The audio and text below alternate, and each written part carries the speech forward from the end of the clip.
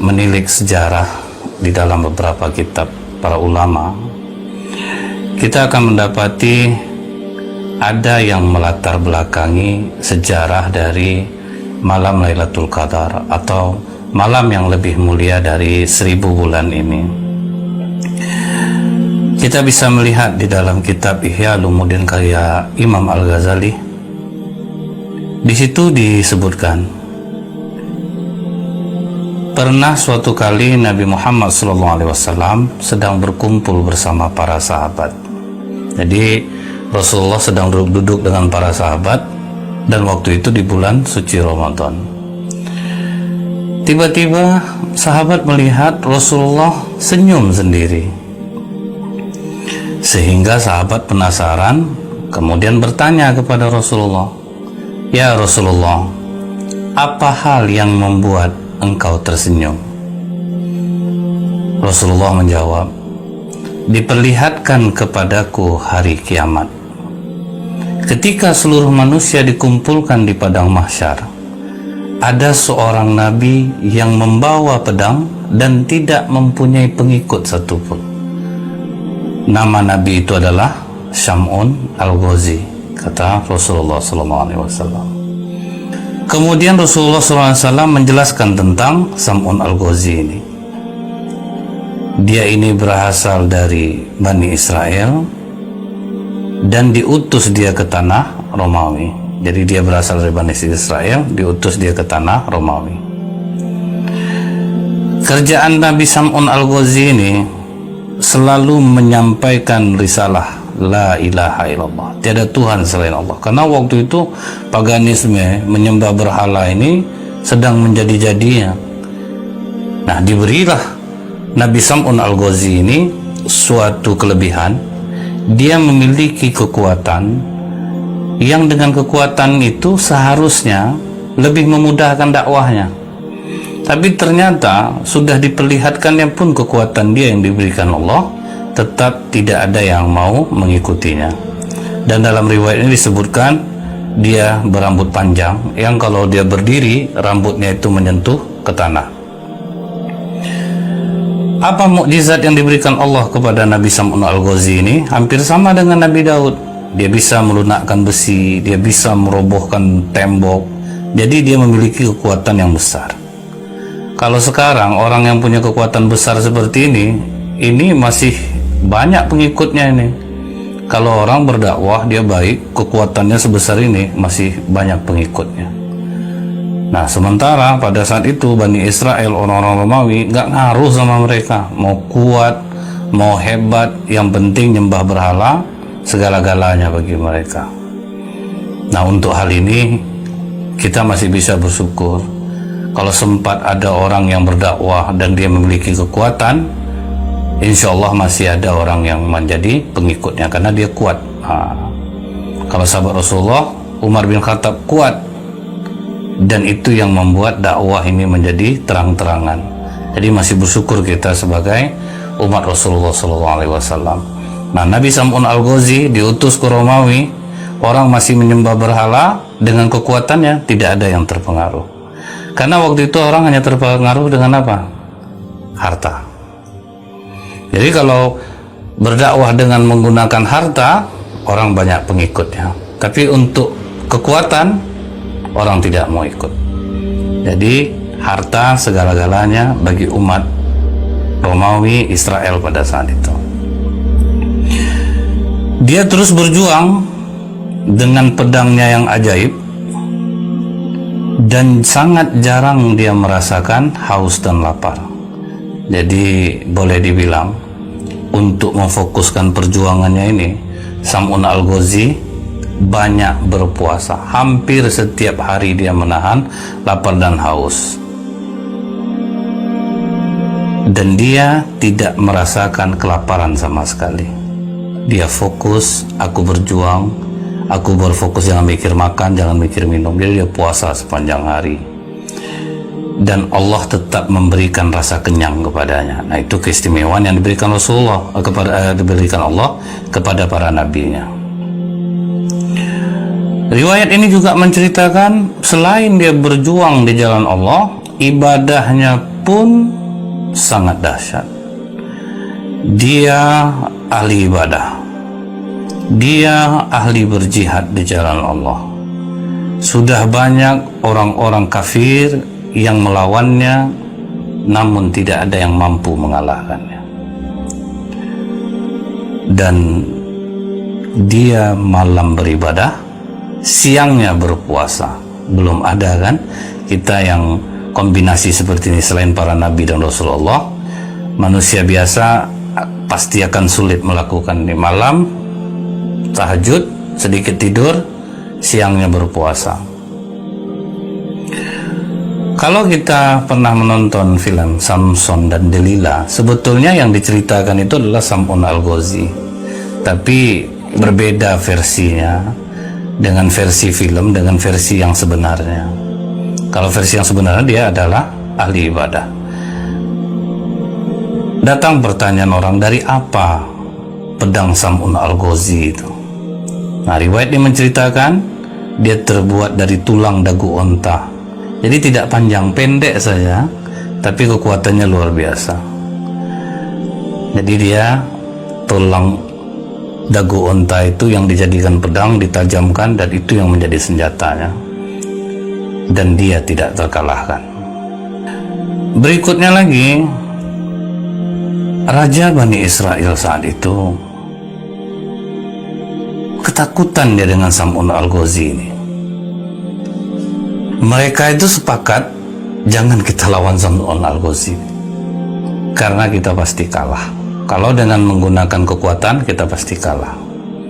Apa jalan supaya kita bisa mengalahkan Sam'un Al-Ghazi? Dipikirkanlah oleh para orang-orang dekat raja.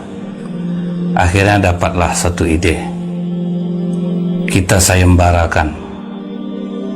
Siapa yang bisa menangkap Sam'un Al-Ghazi hidup-hidup dan dia lemah, maka akan kita berikan hadiah emas dan permata serta uang yang sangat banyak. Lihat, pancingannya adalah harta benda. Sampai sekarang pun orang kalau sudah dipancing dengan harta benda ini, lewat semua. Susah. Orang jujur pun berkecimpung di dalam hal ini, jarang yang lolos. Karena pengaruh kekayaan harta benda ini sejak dahulu memang ini yang dijadikan orang senjata. Dalam pemilihan anggota legislatif misalnya, ini ada pintar, cerdas, tapi nggak punya uang. Nah, yang satu lagi ini bodoh, tidak menyenangkan masyarakat banyak, dia hanya menyenangkan segelintir orang, tapi uangnya banyak. Tidak bisa kita pungkiri, yang menang tuh hampir mungkin 60-70% lah. Yang berduit bodoh menang daripada yang cerdas tapi tidak punya uang. Alangkah bagusnya dia punya niat baik untuk duduk, kemudian dia punya uang. Nah, ini lebih bagus. Karena dengan kekuatan ini yang baik akan duduk jadinya. Jadi alangkah bagusnya, udahlah dia cerdas, punya pula duit. Nah, ini lebih bagus. Karena dengan uang ini bisa kita menarik orang kepada kebaikan, bisa menarik orang kepada keburukan. Jangan sampai salah arti, jangan sampai dikatakan saya mengatakan anggota dewan ini yang duduk semuanya bodoh. Tidak. Alangkah bagusnya, sudahlah dia berduit, cerdas pula dia. Kalau cerdas yang duduk, insya Allah aman. Tapi kalau yang tidak cerdas duduk, bahaya. Tunggulah kehancuran, kata Rasulullah, bila amanah dipegang oleh orang yang bukan ahlinya. Misal para ustadz nih, oh dia banyak jamaahnya, duduk dia jadi anggota dewan, belum tentu bagus. Bisa jadi hancur jadinya, karena itu bukan bidang dia. Makanya saya setuju ketika UAS tidak mau dicalonkan jadi wakil presiden, karena beliau tahu itu bukan bidangnya. Orang yang cerdas dalam bidang itu ya silahkan. Nah, karena ini banyak juga ustadz yang latah nih, dia tahu banyak jamaahnya, udah ceramah dia kesana kemari, maju jadi anggota dewan, hancur dibuatnya. karena itu bukan bidang dia. Raja akhirnya mencari cara, dapatlah satu ide lagi. Coba kita bujuk istri Sam'un Al-Ghazi untuk mencari tahu apa sebetulnya sisi kelemahan Sam'un Al-Ghazi ini. Panggil istrinya. Kau sayang tak sama suami kau? Sayang, Raja. Kau tahu kan, suami kau tuh membuat kami takut. Iya, Raja, aku tahu. Aku ada tawaran untuk kau. Kalau bisa kau mengetahui sisi lemah Sam'un dan berhasil kau membuat dia lemah, kami berikan kau uang, perhiasan, permata yang banyak. Baru satu kali tawaran langsung diiyakan. Bersedia dia mengkhianati suaminya. Nah, ini bahaya bagi para istri.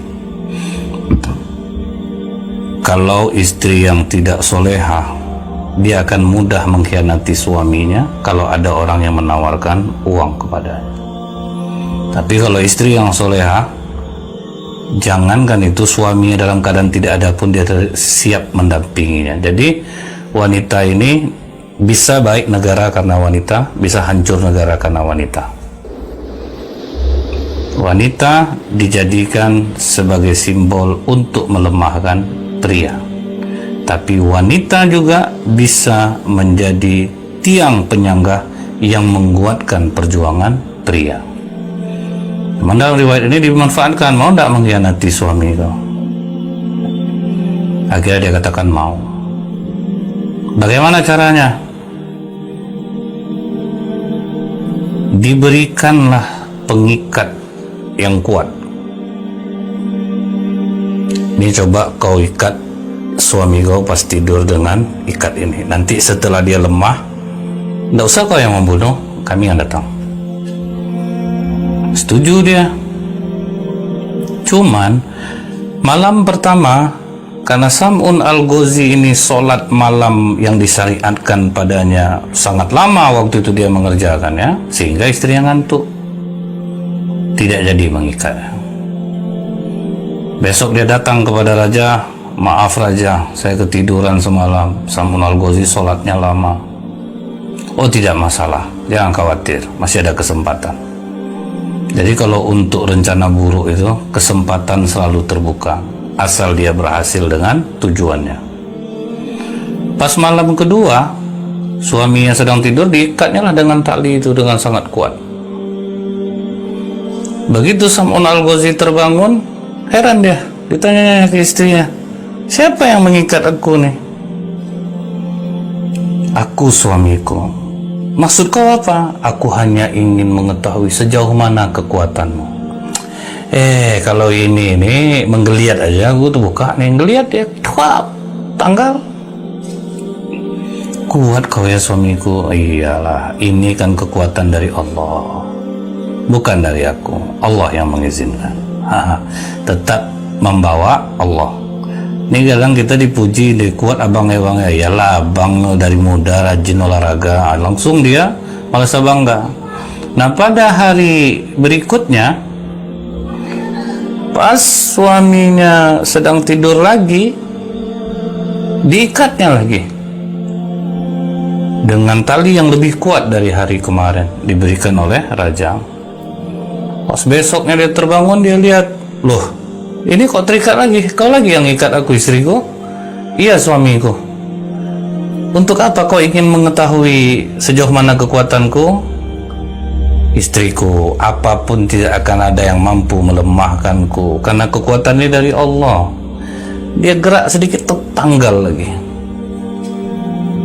Akhirnya sang istri menggunakan cara merayu. Kau diikat langsung tidak bisa, dirayu lah. Pandai dia untuk memang melumpuhkan hati suami itu, salah satunya memang dirayu.